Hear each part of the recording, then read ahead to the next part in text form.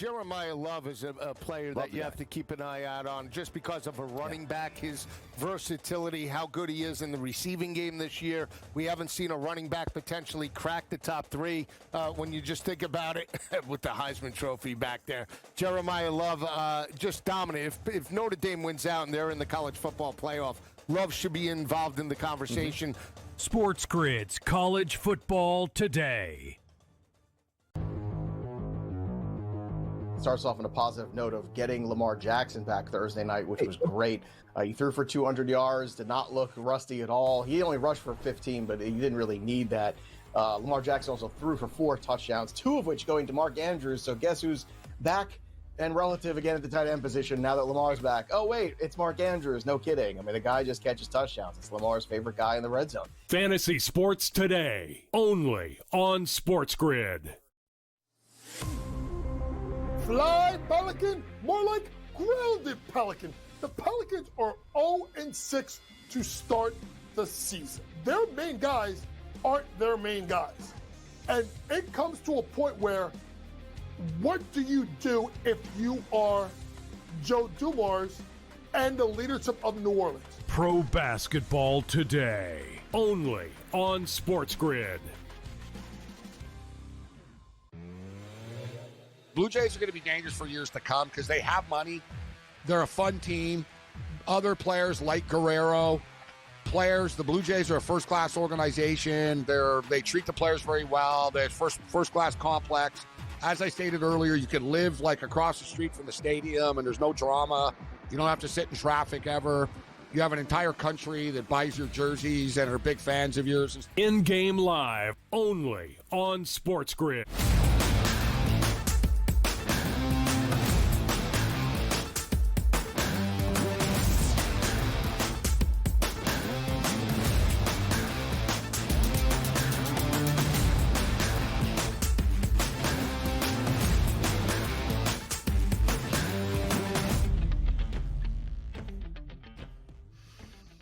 Rise and grind, everybody. It's new week, new money, a Monday edition of the Early Line right here on the SportsGrid Network. You know the drill. Over the next 2 hours, 7 a.m. to 9 a.m. each Monday through Friday, we bring that heat and give you the knowledge that you need to know so you can be better informed for the rest of your SportsGrid day. I'm Donnie Rightside. He's Joe Ranieri. And this day, we look back at College Football Saturday, NFL Sunday, the big winners, the big losers, and also the people that shouldn't be betting on or for themselves getting suspended and possibly, Joe, 65 years in prison. What a day it is. Let's rise and shine, baby. Can't fix stupid there, Donnie. But yes, I am excited. We got one full week of college basketball in the books here now as well. So, again, a little something for everybody here as we make this transition into November and Turkey Day right around the corner. Oh, Turkey Day is right around the corner. Time to get fired up for that because football, family, and food always goes together. But you know what else goes together even better? This morning, Caffeinated Joe. He's fired up. What topic today, Joe? Go ahead. Well, Donnie, see, today we have to talk about what may just be the single stupidest investment strategy in the history of professional sports. What am I talking about? Well, we just found out that 2 more professional athletes, this time 2 Major League Baseball pitchers, Emmanuel Clase and Luis Ortiz of the Guardians, have been indicted for rigging pitches. What? Yeah, well, they're facing up to 65 years in prison now. That is 65 years. And for what? Millions? Tens of millions? No. According to the indictments, Ortiz was allegedly paid $5,000 to throw, a ball. $5,000. Well, later, they supposedly did it again for, $7,000 apiece. You got to be kidding me here, Donnie. You are professional athletes with multi-million-dollar arms, and you are risking your entire career, your freedom, and your legacy for used Honda Civic money? It is absolutely mind-blowing stupidity driven by, Donnie, the only thing I can come up with is unadulterated greed. Pure greed. But here's what's going to happen next. And here's the issue we all have to be concerned with. The pearl clutchers are going to come out and say, see, this is why we need to ban legalized sports betting. It needs to get out of professional sports. It's corrupting the BS. Listen to me closely. Legalized sports didn't cause this. Legalized sports betting is the reason we caught these two idiots. Because if you think players weren't shaving points or fixing games 20 years ago, 30 years ago, hell, even in the Roman Colosseum, they were doing it. Of course they were. But nobody knew it because it was all happening, well, with local bookies and guys in back alleys who certainly weren't working with professional sports leagues to report it to anybody. Do you know how this investigation started? The Ohio Casino Control Commission flagged irregular betting patterns on prop bets. That only happens in a regulated market. The legal books are the watchdogs. They are the ones absolutely outing these guys because they don't want to get ripped off either, Donnie. So don't blame the industry. Blame these greedy morons who thought they could outsmart a system that is specifically designed to catch them. Make an example of them, throw the book at them, but leave legalized betting alone. It is, Donnie, the single only reason we actually think we know the truth today. Absolutely. A great caffeinated Joe on a Monday. And Joe is right at this point. And also, you know what else gets these guys? Oh, I'm going to be suspended 60 days. So I'll be back in 60 days. You start to throw around now. So wait, I just had a pitch that I made $7,000 on was my kickback, and I might go to jail for 65 years to try to make $7,000 when I have a $20 million contract. That's what makes these players think twice. But again, we're human beings. It's not the first time we will catch people gambling on illegal activities there, doing illegal sports betting. It's going to happen in the future. You just hope those penalties are high and it goes away. It's not. It's going to be here. But as Joe pointed out, the reason why we caught these guys, offshore books, you know what they do? They just don't let you bet on it. Oh, we got betting irregularities. We're not going to turn you in. We're just going to shut that down, refund your money, move on to the next one because you might have some insider information. Not the legalized sports community. That gets turned over to the FBI and the feds, and that's why you're seeing these, players looking at jail time now for this. Good stuff there, Caffeinated Joe on a Monday. Let's get to the early lineup today, and that includes a terrible game. And maybe you want to look at throwing games on the Pittsburgh Steelers. 10 total points. They didn't even score a touchdown till late. They were embarrassing last night. The Chargers proved the 7-3. The Steelers now 5-4. And if you turn around and look, that's those Baltimore Ravens, Joe, right behind them. Yeah, I mean, with that win, Chargers now at about an 80% opportunity to make the postseason, while the Steelers have fallen under 50% now. But, what a night it was for Keenan Allen and the Chargers. Quite honestly, a lot of people had some questions. But Keenan Allen doing what he has done for a very, very long time, especially with this quarterback, Justin Herbert. You want to talk about a guy I want on my team when I need those extra yards or I need a catch, Donnie? Nobody better than Keenan Allen. Yeah, Keenan Allen, I'm seeing here also 956 catches, one more than Antonio Gates in his 13th NFL season. So he is the Chargers' leading pass catcher in history. Guy's been a machine, man. 13 years in the NFL. Keenan Allen, I feel like he's like 25, 26 years old. It's amazing he's been in the league for that long at this point. Jackson Dart, he won't be in the league much longer if you let Brian Dable say, hey, you know what? I have to win games. I don't care if I sacrifice my franchise quarterback who has to run 37 times in a game. I'm going to make you do that read option. You will run the football. Jackson Dart is electric. But in games that don't actually matter, like the Giants are playing right now, what are we doing, Joe? Jackson Dart concussion. You know he's going to be out at least next week. And you know who else should be out? Brian Dable.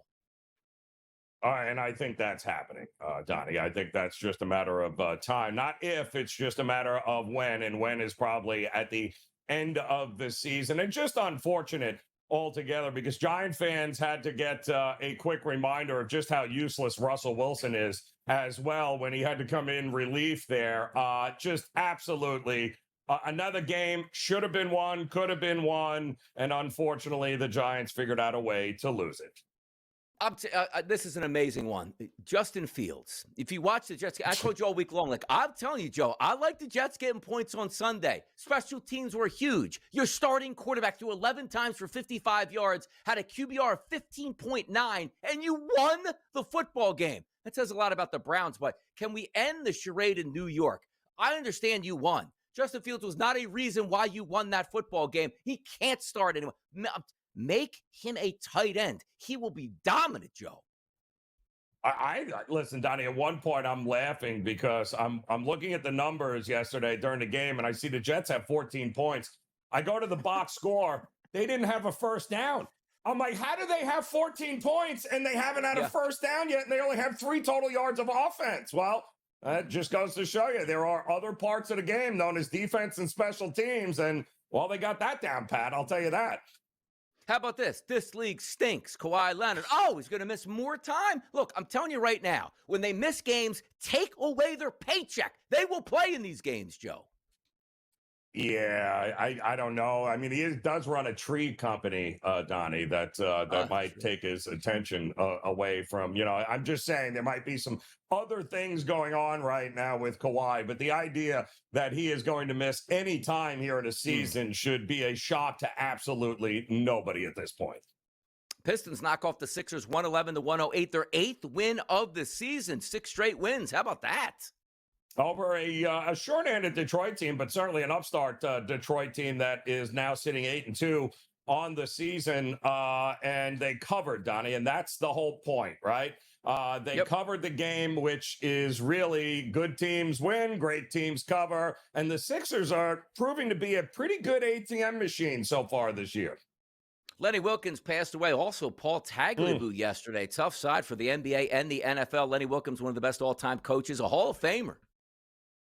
Yeah, I mean, one of the all-time legends in NBA, one of the greatest coaches of all times. He'll be missed. MLB betting scandal. We had a great segment there in Caffeinated Joe. We'll hit it later in this hour, but it's time to get to some of the spread lines to get that information you need to know. Mm-hmm.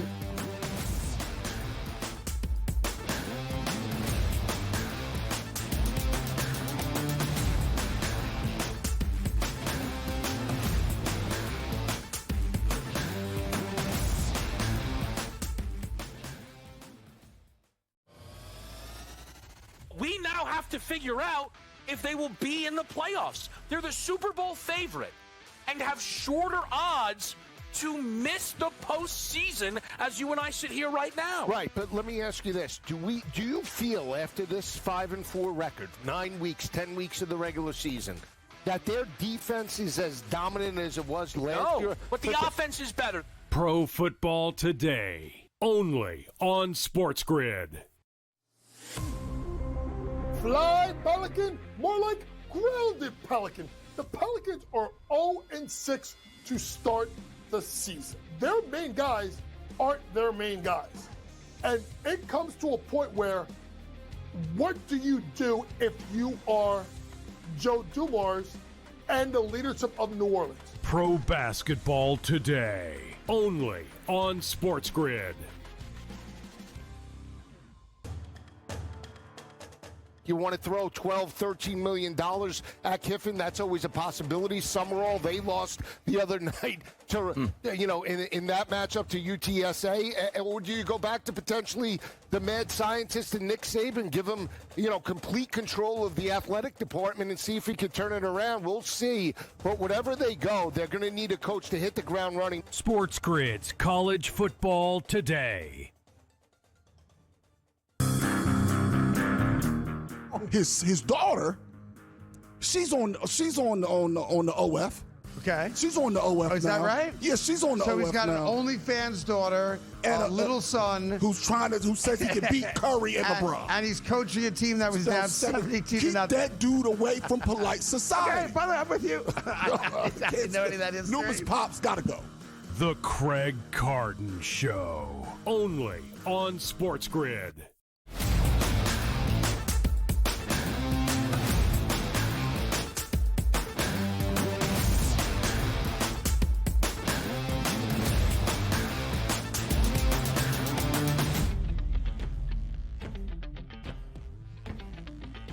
It's Monday morning. It's time for some armchair quarterback, but also usually the armchair is like, hey, what happened yesterday? What happened a couple days previous? But this is the sports page you want to get into right here on the early line. Open it up and see what's on deck for you, which includes Maction football in November. Yesterday, Joe, in the NFL, we saw games with flurries and freezing cold temperatures like we will get tonight in Green Bay, temperatures in the 20s. How about this one, Joe? 7 o'clock start on the 12th, which is not today, not tomorrow, but it will be a Maction Wednesday. Toledo versus Miami, Ohio. Line opened up at 2.5, Joe. Now we're seeing 3.5s and 3s in the marketplace in a total of 44.5. Toledo, Miami, Ohio, Maction action. What's the spread line here, Joe? Well, it's you nailed it there, Donnie. Hey, we just saw Toledo money hit the board last week, and in a big way, and now we're starting to see it again here as 2.5 is what you mentioned there. It opened up, now 3.5. That's a pretty big key number to be able to get bet up, and that's where we're sitting right now. So I do think the money is going to continue to go, but like we talked about last week, Toledo in a role as a favorite role has not been great over the years, but they did get it done last game. And let's face it, Miami of Ohio, they had a tough time against the Ohio Bobcats last week, and they might have a really tough time against Toledo this week as well. Come on, let's go. Wednesday action doubleheader here. Another game starting at 7 o'clock Eastern. That's Northern Illinois taking on UMass at UMass. This line, Joe, opened up around a 2-touchdown favorite for Northern Illinois, but now I'm seeing some backtracking. 10.5s and 11s in the marketplace in a total of 43.5. And Northern Illinois on the road versus UMass. What's the spread line here? This is hilarious, Donnie, on so many different levels. Akron crushes UMass last week, 44-10, right? So it's no surprise to see UMass as a double-digit underdog here at home. But Northern Illinois might be one of the absolute worst offenses you will ever watch, Donnie. And I know because, let's not forget, I had them last week. Remember? 69 points they have scored in 5 MAC games. 65. They've only scored 110 points in 9 games this year, and now they're going to be laying double digits, and I get it. Who wants to bet a UMass team that's been beaten by 34, 25, 36, 18, the list goes on, 34, 30. I get it, but my goodness, asking a team that has no offense like Northern Illinois to win by double digits is a bit crazy here, Donnie. How about, you know what else is crazy? The Clemson Tigers not really going to factor into the ACC upon winning it, Joe, but factoring into the ACC as a possible spoiler here. Clemson and Louisville on the 14th here, Joe. That line opened up as a favorite here towards Clemson. Let's look ahead line way back, 5.5, but it's actually a favorite here for Louisville. Minus 3.5 across the board in a total of 51.5. Friday night in the ACC. Clemson trying to play spoiler against Louisville. What's the spread line here? Yeah, I think you're going to see a lot of Clemson money this week, Donnie. Hit the board on them for a little Friday night ACC action here. What has happened to these two teams over the last couple of weeks is just crazy. I mean, Louisville losing in overtime to Cal, and Clemson, listen, they played well against Florida State, but this is far from your usual Clemson team here. And Louisville's not exactly out of the college football playoff picture just simply because of how bad the ACC is. But that loss to Cal, boy, that they took an enormous hit. You have to worry, Donnie, in games like this that maybe Louisville doesn't lose that Cal game twice because Clemson's not going to roll over, but Louisville should be better than Clemson.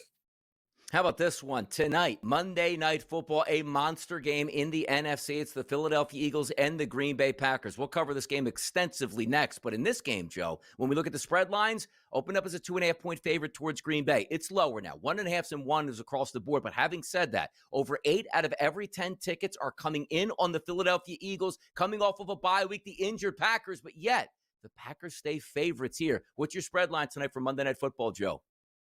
It's tough, Donnie. I mean, Eagles coming off of that bye. We saw this at 2.5, right? For most of the week. And, I was one of them last week in the spread line saying, listen, whatever you do, take the Eagles and have those be the final leg of your teaser.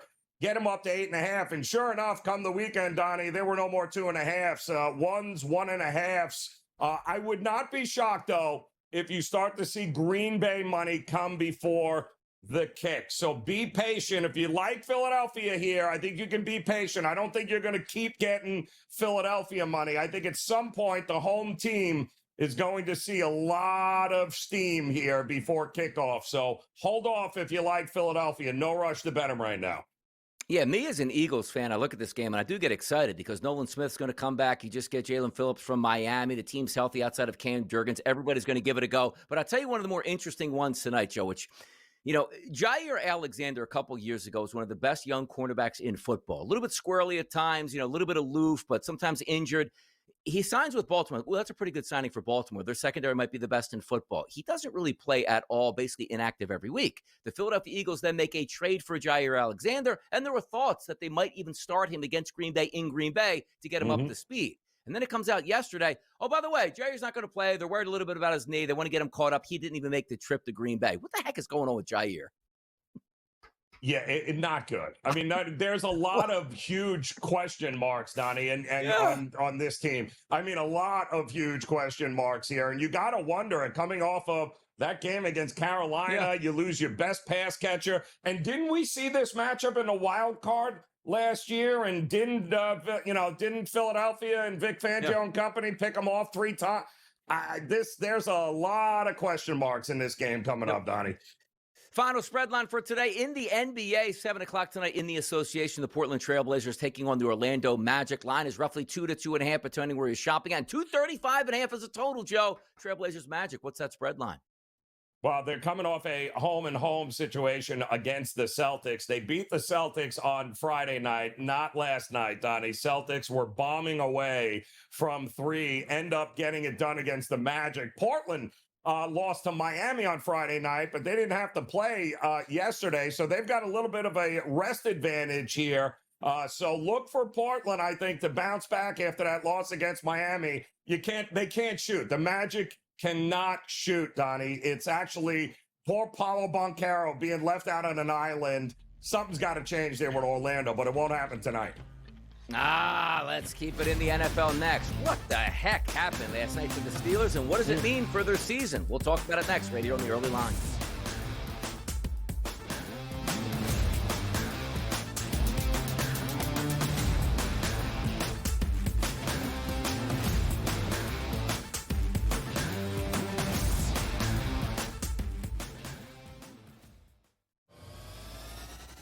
We now have to figure out if they will be in the playoffs. They're the Super Bowl favorite and have shorter odds to miss the postseason as you and I sit here right now. Right, but let me ask you this. Do you feel after this 5-4 record, 9 weeks, 10 weeks of the regular season, that their defense is as dominant as it was last year? But the offense is better. Pro Football Today, only on SportsGrid.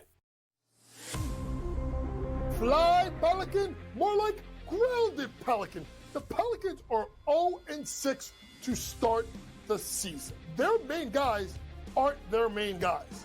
And it comes to a point where, what do you do if you are Joe Dumars and the leadership of New Orleans? Pro Basketball Today, only on SportsGrid. You want to throw $12, $13 million at Kiffin? That's always a possibility. Summerall, they lost the other night to, in that matchup to UTSA. Or do you go back to potentially the mad scientist and Nick Saban, give him, complete control of the athletic department and see if he can turn it around? We'll see. But whatever they go, they're going to need a coach to hit the ground running. SportsGrid's College Football Today. His daughter, she's on the OF. Okay. She's on the OF now. Is that right? Yeah, she's on the OF now. So he's got an OnlyFans daughter and a little son who says he can beat Curry and LeBron. And he's coaching a team that was down 72 to nothing. Keep that dude away from polite society. Okay, by the way, I'm with you. I didn't know any of that is. Numerous pops gotta go. The Craig Carton Show, only on SportsGrid.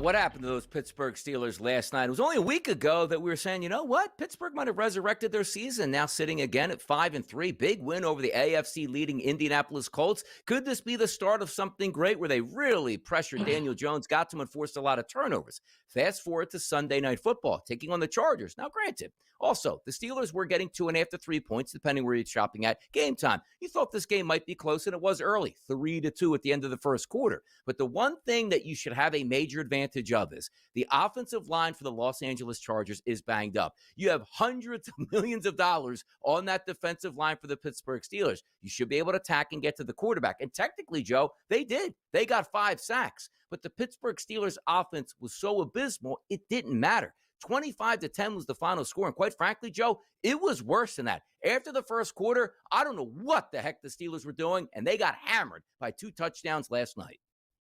Yeah, I mean, it just not good. I mean, Aaron Rodgers was not good. The defense, to the Steelers' credit, wasn't terrible. Like you said, they got home plenty of times, but the problem was they were on the field for the majority of that game. I mean, if it wasn't a 3-and-out, it was Aaron Rodgers fumbling the ball in the end zone for a safety, or, I mean, he single-handedly gave and was responsible for the Chargers scoring at least 9 points, because that interception in the second quarter that sailed on them, they turned around and hit McConkey for a 15-yard touchdown, and that was the end of that. So they scored on his turnovers twice in that game, and that was really the difference in it. They couldn't get anything offensively.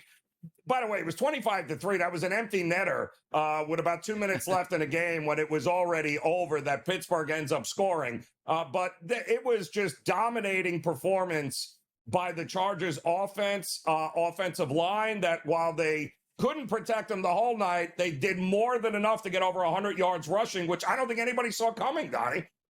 Yeah, put this in perspective, right? We talked about Justin Fields, 6 of 11 passing, 54 yards, a touchdown, and an interception. That's as bad as you can get from a professional quarterback. They actually won that football game. The QBR for Justin Fields was 15.9. Aaron Rodgers' QBR yesterday, 4.6.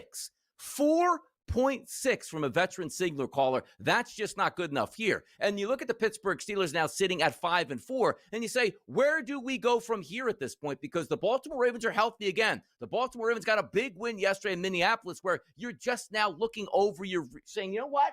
There's 2 games left we have against this team, Joe. What is the shape of the Pittsburgh Steelers for you moving forward? Yeah, well, it's not good. I mean, the only saving grace for the Steelers is that they still have to play all the teams in their division. I think they have a game coming up against Cincinnati. They still have to play Baltimore. So the teams that they need to beat if they're going to do anything in the AFC North, right? I mean, they're 5-4 right now, but their chances went under 50% to make the postseason with that loss last night. So they are going to need to step up in a big way. Listen, what they did to Indy was very impressive. The way they handled Jonathan Taylor, very impressive. They're going to have to win these divisional games coming up, all of them, Donnie. They are going to have to show up and show out in a big way, but they got to figure something out offensively here. I mean, they couldn't run the ball last night. Aaron Rodgers has got no deep threat. They got to figure some things out here. They absolutely do. And by the way, you know what you figured out last night? Keenan Allen passes Antonio Gates for most receptions in Chargers history of 956. And he did it in the powder blues, Joe. Yeah, and it's so funny. Well, they also did it with, again, the Chargers are very fortunate, Donnie, to have had 2 back-to-back franchise quarterbacks. I mean, Antonio Gates did it for how many years with all those receptions, right? And then, of course, now Keenan Allen here with Justin Herbert. Very good. And that organization, if they can only put it together defensively here, which they seem to have done, they can make a run at this. Look at that AFC West, Joe. Denver Broncos 8-2, Los Angeles Chargers 7-3, Kansas City Chiefs 5-4, and then there's the Raiders at 2-7. But to win this division here, the Broncos the favorite, plus 135, followed by the Chiefs at plus 140, and then the Chargers at plus 320. The 7-3 Chargers, a 2-game lead over the Chiefs, but yet not being priced appropriately here at this point. That's a fun division to watch. By the way, AFC West, NFC West, Joe, sensational, man. Very good. Very, very good stuff here. But listen, I think there's a reason why the Colts pushed all in and gave up future draft picks in order to win right now, because this AFC, Donnie, is wide open here, I believe. Yeah, it's fantastic to watch it play out. We're roughly halfway through the NFL season, on the back 9, if you will, at this point. Some teams really rising to the occasion. We'll get to the New England Patriots, 8-2 on the season. The Colts now sit at 8-2 on the season. 6-2 Philadelphia taking on 5-2-1 Green Bay tonight. And we're going to get a deep dive on Monday Night Football next. Come on back.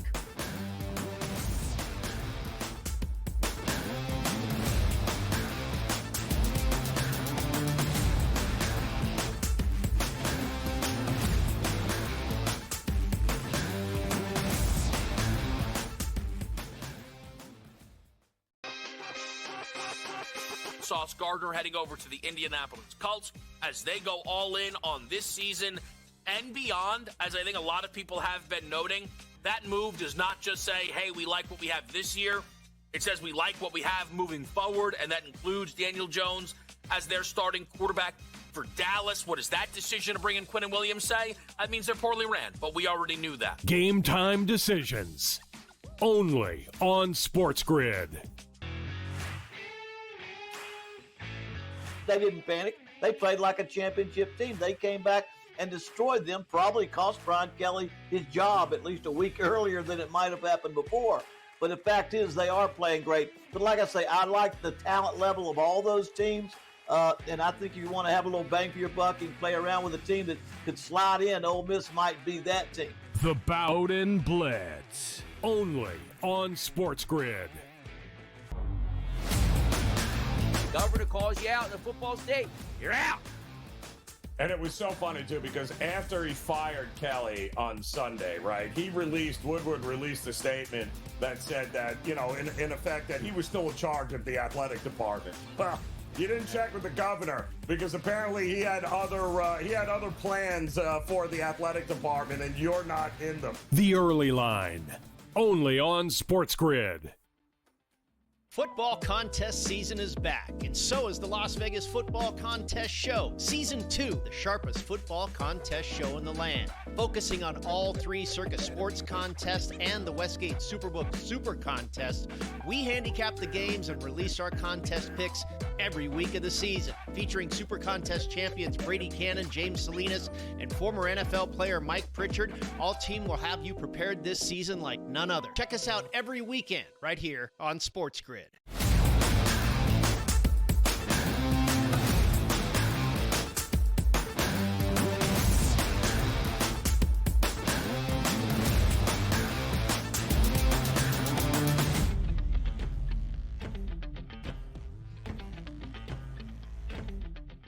As an Eagles fan, Monday Night Football is going to be big tonight. Why? They take on the Green Bay Packers. There's a lot on the line in the NFC. It's going to have to do with playoff seeding when it's all said and done. But a monster game tonight for the Eagles. And next week, they got the Detroit Lions on tap. A lot to be decided over the next 2 weeks. But for me as a fan, Joe, it feels like they haven't played since opening night. You get the bye week, and then you have to wait for Monday Night Football. But the Eagles were a banged-up football team. Banged up no longer. Down Cam Jurgens. Everybody else is expected to be in the lineup tonight. A.J. Brown's hamstring injuries, full go this week at practice. Saquon Barkley, little ankle, little knee issues there, full go at practice this week. Also, Nolan Smith, their best pass rusher, who's down for multiple weeks with a tricep injury, he'll be back tonight. Brandon Graham coming off the sidelines on the couch. He's active tonight. Jalen Phillips, you make a trade as a defensive end from the Miami Dolphins. He's active tonight. This is a monster game tonight in Green Bay. And, Joe, Green Bay is the favorite at most outlets by at least 1.5 to 1 point. Let's start there. The favorite side is the Packers, should they be.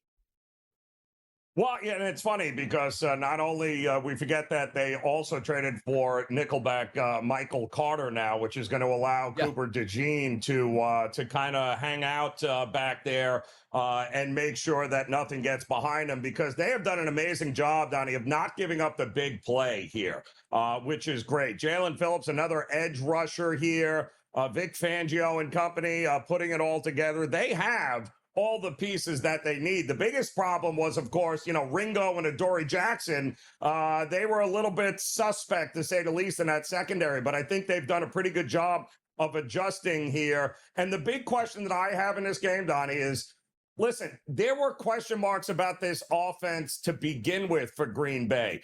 Now you've lost your best and most lethal offensive weapon there in Tucker Kraft, who was the only guy, by the way, Donnie, that could actually get open for this offense here. We've seen nothing else from Christian Watson and Reed and others. We've seen nothing. They can't run the ball consistently enough.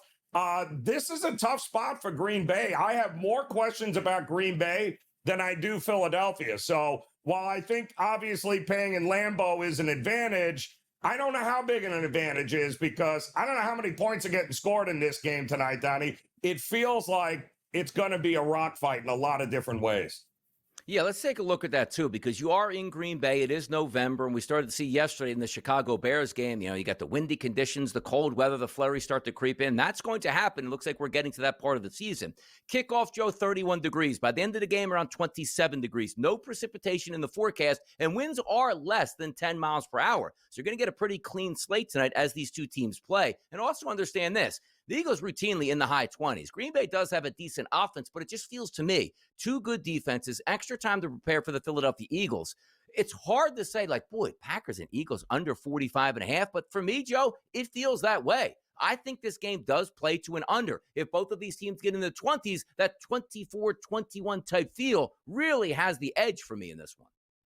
Well, I agree with you. I mean, the Green Bay defense has allowed a league low, Donnie, you ready for this? Only 46 explosive plays all season long. So you're not going to be 2 plays, 89 yards, touchdown. That's not what you're going to do against this defense, which means the Eagles are going to have to move the ball, move the chains down the field. I think the rushing attack is going to be big. I think they'll do exactly what they have done now over the last couple of years, Donnie. They'll get the open guy. They'll move those chains. They'll milk the clock. And I think that's the recipe for them to go on the road in Lambeau and win this game. But I'm with you. I don't know how many explosive plays we're getting here on both of these defenses. Everything's going to be in front of everybody, which tends to be a lower scoring game. Very rare, too. You take a look at the passing props, Joe. Jordan Love, 233.5 live. You take a look at Jalen Hurts. He's under 200 at 193.5. But also, the touchdown props. Sometimes you find on Sundays, they won't even book you at 1.5. They move it right to 2.5 touchdowns. You look at Jordan Love, over 1.5 touchdown passes, that's plus 108. Jalen Hurts to do the same thing, that's plus 130 tonight. But I agree with you. I don't see a lot of monster plays because understand this. A.J. Brown is fantastic. Devontae Smith is fantastic. Saquon Barkley can hit home runs. But I just see that Green Bay Packers defense. It is elite at rushing the passer, and that could be an issue. And I know the Eagles have a very good offensive line. Flip it over to the other side. Like you take a look at Jordan Love. Down his best passing weapon. Yes, they have some competent wide receivers, but they are banged up at the wide receiver position also. And the Eagles, this is not the same defense you're going to be looking at for the first couple weeks of the season. They are full go, full gas, everybody healthy on that defense here. They should be able to get a pass rush as well. I agree. And I think both of these teams where maybe the best units, Donnie, are going to be on the defensive side of the ball, right? I think that's safe to say.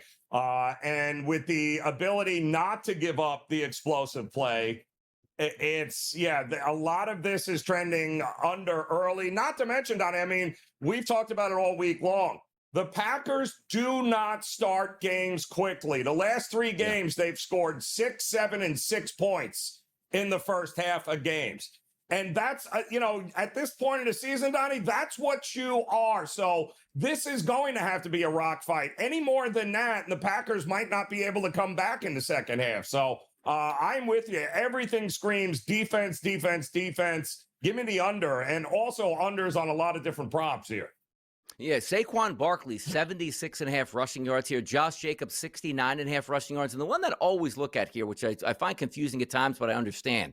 Like Jalen Hurts is only listed at 27.5. My theory typically is the better the pass rush, the better the quarterback has a chance to get outside the pocket and rush. He's just forced out of the pocket more than just standing in there with a ton of time to throw and wait for his wide receivers to come open. But it doesn't look like Jalen Hurts wants to run as much as he should. That's an interesting one at 27.5. But of those rushing props, Joe, Barkley, Jacobs, Hurts, Wilson, and Love, any ideas where you want to go in that market tonight?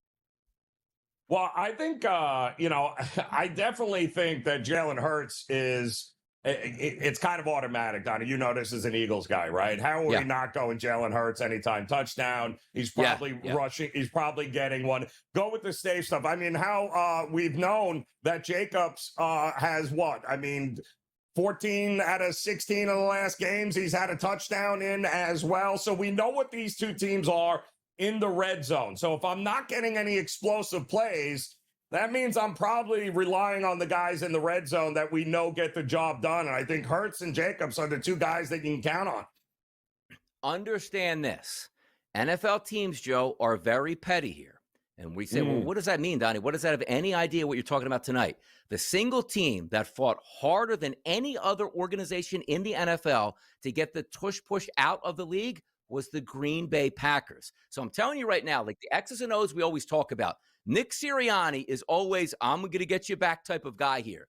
Jalen Hurts is a plus 110 price for an anytime touchdown market. If the Eagles get anywhere near the 5-yard line tonight, I would not be surprised, Joe, if they run multiple tush pushes to get him into the end zone. So one of those betting angles, like, yes, Jalen Hurts can score a touchdown. He does it a lot on the tush push. This game, Joe, has that extra angle of the Eagles. Look, remember Jeffrey Lurie had to give a speech and walked out of there basically ripping the entire thing. Remember the wet dream for a teenage boy speech by Jeffrey Lurie in the offseason? Yeah, that happened. But he said, this is such an iconic play that you don't want it here. If you do don't let us run this play again, we will walk out of here with a play that was never be able to stop, and that's going to hurt worse. They let it back in. But again, the Green Bay Packers led the charge to get this out. Joe, Jalen Hurts could be a dime tonight for the people. Yeah, and I'd be worried if I was Green Bay as well, because that run defense is not good. I mean, they have sprung a leak here over the last couple of weeks here. It's not like they're the number one rushing defense with Parsons. No, they're good if you have to drop back and play from behind. That's a very good defense. But they're not great at stopping the run here, Donnie, which I think allows the Eagles to be able to do exactly what they want to do on the ground, which will open things up eventually in the passing game here. I understand why Green Bay doesn't want the tush push, but they better figure out a way to stop this rushing game. Otherwise, it's going to be a long night for them. It could be. And by the way, Micah Parsons here, we learned that the Packers were like, okay, we won't trade him to an NFC East opponent, which means that Dallas would have gotten their 2028 first-round pick. They didn't want to send him to the Eagles. Come on, Dallas, run your own program down there. Stop worrying about other people out here in the streets. Tom Vecchio is coming up tonight. Let's take another deep look tonight at Monday Night Football.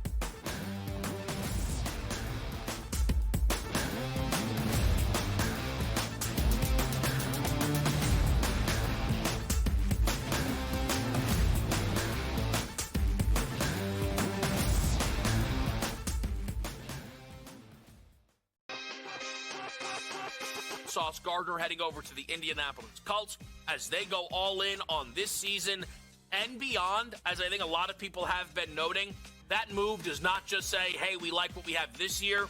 It says we like what we have moving forward, and that includes Daniel Jones as their starting quarterback for Dallas. What does that decision to bring in Quinnen Williams say? That means they're poorly ran, but we already knew that. Game time decisions. Only on SportsGrid.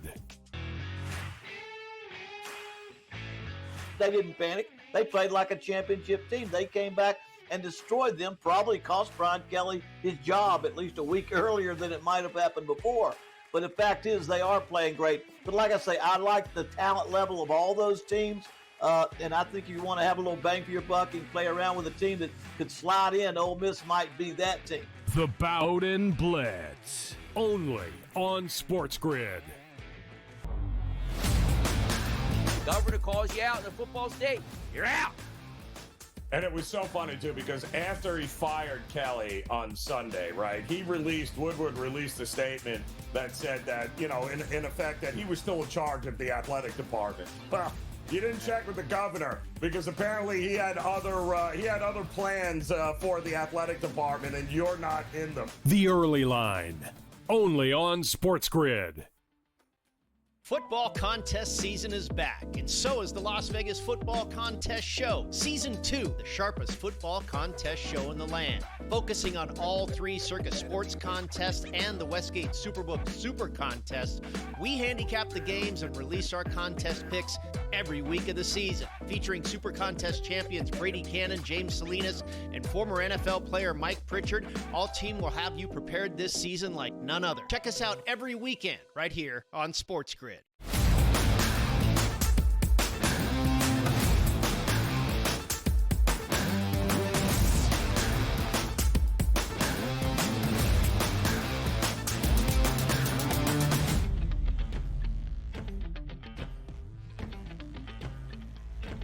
Monday Night Football, you know me. I'm an Eagles fan. And no, you can't win the Lombardi Trophy tonight, but boy, it could go a long way to getting you home field advantage. A monster game tonight, which shows Green Bay as a slight favorite. Myself, Donnie Rightside, and Joe Ranieri, we just previewed that game. But now, let's get Tom Vecchio's eyes and ears in here for tonight's Monday Night Football tilt. We should have a good one on deck tonight, Tom, in Green Bay.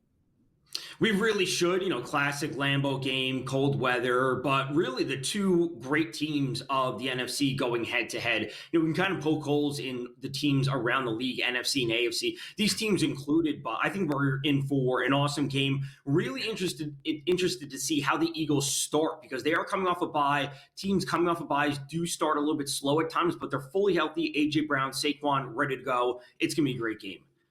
I mean, Tom, we had some wild scores yesterday. We're going to get to that Monday Night Football game in just a second. But when I look at some games that I just scratch my head, how underprepared the Buffalo Bills were yesterday and absolutely got destroyed by the Dolphins 30-13. And it wasn't even that close. Like, Achane went nuts. And that me betting on a Josh Allen over 1.5 touchdown prop, by the grace of God, 2 meaningless fourth quarter touchdown passes. I loved it. But be honest with me. What the hell happened to the Bills yesterday?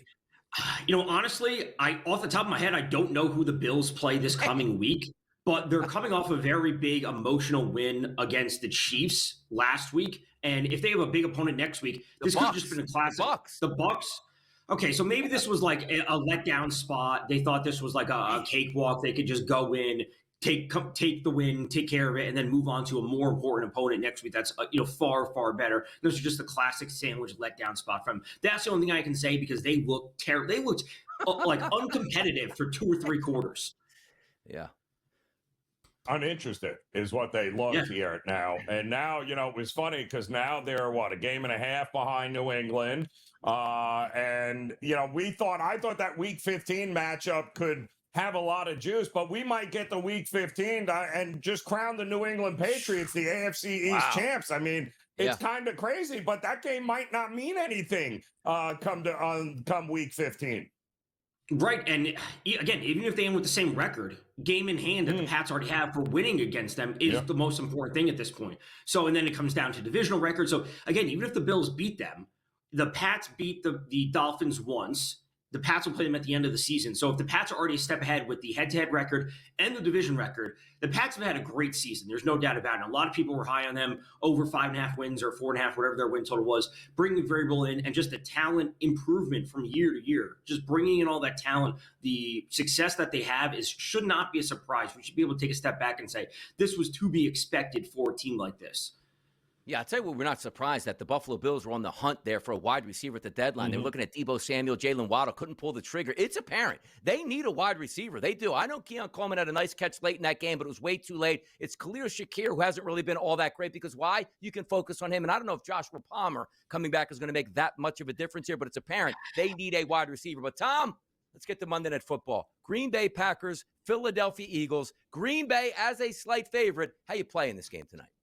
I think I'm playing this game with the points, and I think we're expecting points. I like the Eagles in this game as well. That's the way I want to start things off. They're coming off a bye. Just really the rest disadvantage, I do think, favors the Eagles pretty dramatically in this game, considering where Green Bay was last week. I also want to play from a few props. We can certainly get into those. Jordan Love over 31.5 pass attempts. The Green Bay passing offense has changed over the past few weeks. They're also getting Christian Watson back. They did lose Tucker Kraft for the season, which is a blow for them. Their pass play percentage was at 53% for the season over the last 3 weeks. That jumps up to 58. And really, Jordan Love's prop has not been adjusted. We're not dealing with a prop that's sitting at 35.5. It's still 31.5. There's a little bit of juice to the over. And you guys were talking in the last segment, Joe, about the run defense for the Packers being bad. So if the Eagles are out ahead, it will cause the Packers to have to pass the ball. We saw this back in the wild card game too, and we saw what Fangio did to Jordan Love. I think he had 3 picks in that game. It's a tough matchup for them because if they can't run the ball, then to your point there with the 31.5 pass attempts, what about his passing yardage here? Because the Eagles they don't give up the explosive play, so it's not 2 plays, 88 yards. So what are we dinking and dunking our way to 240 yards here for Jordan Love? I think so. And, losing Tucker Kraft, who is having an unbelievable season, I think is a big blow to their offense. So I think it has to start with, hey, we're going to take a deep shot here or there with Christian Watson, but we have to have a consistent offense with Dobbs, with Josh Jacobs coming in the backfield. And Jordan Love has to do his utmost best to just keep the ball safe, pick up first downs, and manage the game that way. You're not going to have these explosive plays up the seam and then be able to have a play action shot to Watson because Tucker Kraft is missing. You have to do your best to just say, we have to pick up the yards that we can and go from there. I do think it's intriguing because usually when you take a look at a game like low 40s and it's Lambeau, it's cold temperatures, they don't want to throw the football. These guys, look, it's cold temperatures, yes, but for Green Bay in November, 30 degrees, you'll take that every time. Winds, Tom, under 10 miles per hour, no precipitation in the forecast, so you're not going to get those elements creeping like, oh, we can't pass the football, let's run it here and do this. I think that's a pretty shrewd bet to make. If we look at some of the team props, Tom, which you know I like quickly here, rushing yards tonight for the Eagles, 132.5 as a team. For the Packers, 119.5 as a team. If I gave you the option to go with either team's rushing tonight, who are you taking? I would want to take the Eagles, and it's based on, I would want to take the Eagles with the points as well, but I would want to take the Eagles knowing that Saquon seemingly has this explosive nature back over the past few weeks, where in the first portion of the season, he had not been breaking off these long runs, and I think those are starting to turn. And also, real quick on this one, Tom, if we look at the wide receiver position market tonight, again, A.J. Brown, 56.5. I know you're looking at Devontae Smith, 54.5. Any other options, even a low buy option, like a Jahan Dotson, 4.5 yards tonight? I would rather turn to, I would want to find a Luke Musgrave prop in the mid-20s. He's going to have to step into a bigger role, so I would look there for him because Tucker Kraft is getting out for the season. I would also look to, as that graphic showed, Devonta Smith over 21.5 for his longest reception. The Packers have allowed a reception of at least 20 yards in 6 of their 8 games, and we see Smith with a 34% air yard share for the Eagles. He should be able to break one off downfield. Good Monday Night Football game tonight, no doubt about it. Slight favorite to the Packers, total around 45.5. He's our guy, Tom Vecchio. Thanks for the insight and information on tonight's Monday Night Football game. For Donnie Rightside and Joe Ranieri, let's get to the Major League Betting scandal next.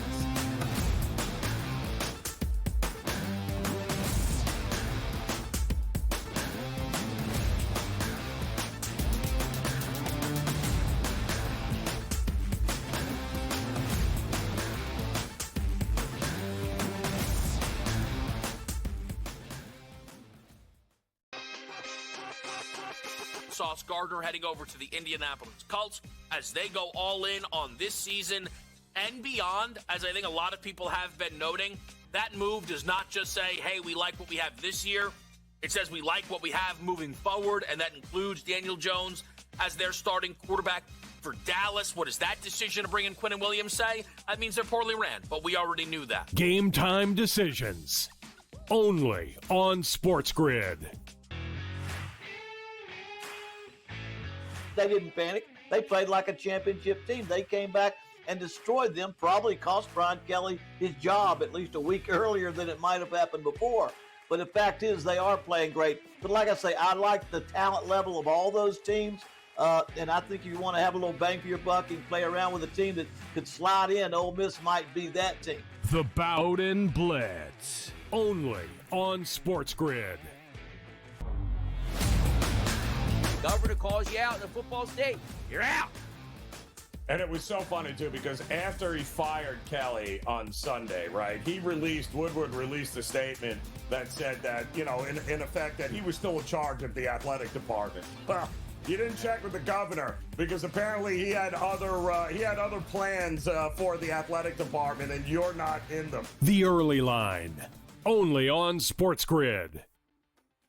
Football contest season is back, and so is the Las Vegas Football Contest Show. Season 2, the sharpest football contest show in the land. Focusing on all 3 Circa Sports contests and the Westgate Superbook Super Contest, we handicap the games and release our contest picks every week of the season. Featuring Super Contest champions Brady Cannon, James Salinas, and former NFL player Mike Pritchard, all team will have you prepared this season like none other. Check us out every weekend right here on SportsGrid.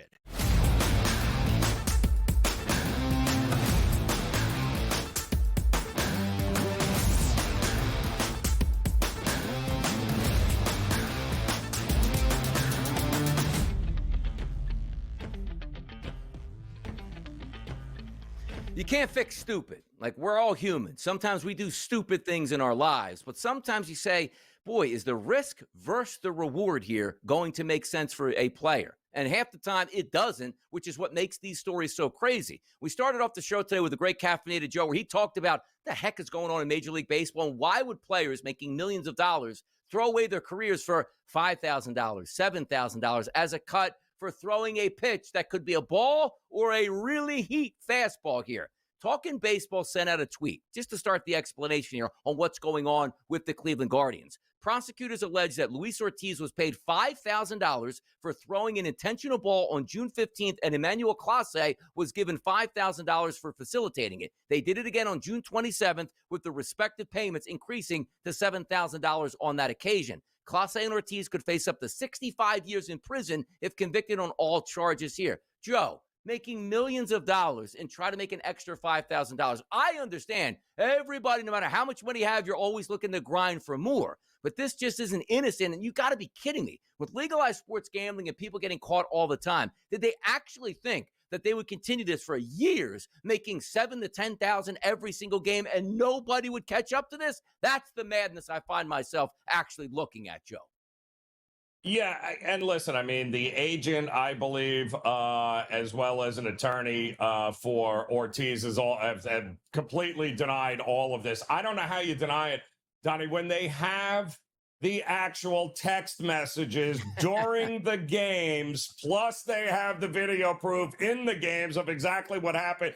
They have the back and forth. They have the money wire. They have it all documented. So I don't know how you work your way around this, but it appears also that Class A was the one originally doing it and then recruited Ortiz into the scheme here as well. And I just don't. I mean, we're talking upwards of $20 million and a brand new multi-million-dollar contract Class A would have been up for here as one of the game's best closers. And for what? I have no idea what they're doing here. It makes absolutely no sense unless it's pure greed, Donnie, just absolute pure greed. Like if you're fixing issues or games, right? And it's like, okay, I'm going to try to fix the Super Bowl. Hey, millions of dollars getting bet on both sides and millions of dollars in single wagers. So it's like, hey, if I slip an extra $50,000, nobody's going to notice. If you are an integrity watchdog service, which the Major League Baseball, NFL, all the professional sports implore, and they send a report that go, we usually get $500 in wagers combined on this type of wager. We just took $30,000 and it won. Oh, they did it again and it won at this point. Do you see where we're going with this? Like, it's so easy to flag in a market it's not like, hey, I'm going to go 7 innings and make sure I get 8 Ks. Maybe the easiest fixable market would be, let me just throw a ball in the dirt at this point right now and it works out. Now, how we combat these issues is exactly what they've done. The only issue I have, Joe, is why does it take so long? If you uncover something 2 years ago, shouldn't you say, okay, we're going to flag that, and we're going to watch the next time he pitches? Ooh, betting irregularities again. Flag it again, send it to Major League Baseball, and you sit Clase and Ortiz down for 3 or 4 days to get involved inside of the situation. Why did we wait 2 full years before we heard anything about these pitches?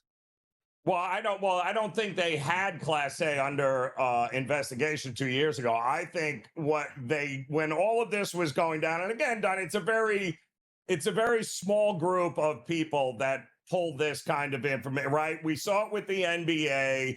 You know, there's only a handful of guys that could do it over 2 years and get away with it. And that's exactly what they're saying. They're talking about 2+ years, Donnie, more than 100 either straight bets or parlays just on Class A's pitches, velocity and result of it here. Then he recruits Ortiz. So they might have just uncovered it, let's say, at first of last year. And now through the investigation, they have figured out that this has been going on for 2+ years. It's just, and to have the text message, I mean, they have it in print. They have everything they need. It's just mind numbing that these guys would risk all of that. These aren't like AA players. We're talking about guys that are multi-millionaires playing a sport that has no salary cap, Donnie. None.